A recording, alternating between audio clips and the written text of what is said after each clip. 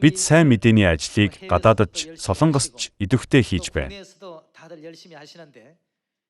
Сайн мэдээний ажил хурцсах тусам бидний сүнсний амьсгал болох залбирал тасралтгүй үргэлж хийгдэх ёстой гэж боддог. Есүс болон Даниэлийн залбирлын агуулгыг харахад Есүс өглөө эрт үүрээр залбирдаг байсан.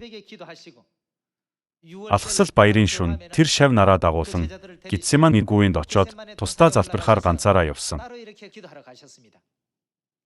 Тэгээд тэднээс ингэж хүссэн. Та нарч бас нойр моглоод байлгүй, сэргэг байж залбирцгаа гэж.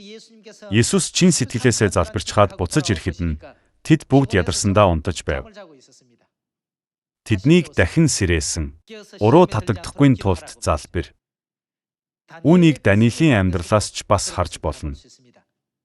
Өдөр бүр бурханд хандан уйггүй залбирдаг байсан Даниэл, арслангийн нүхэнд хаягдсан ч арслангууд түүнд хор учруулаагүй.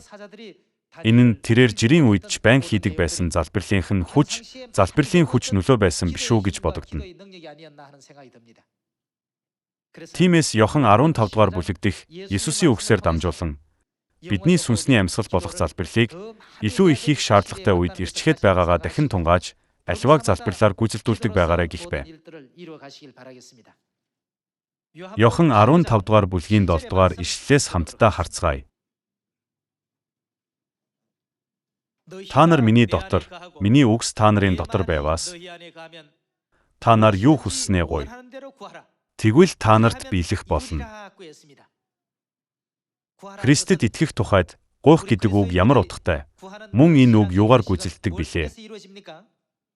Залбирлаар хүссэн бүхнээ гуй. Тэгвэл тэр залбирал чинь заавал биелэх болно гэсэн байна.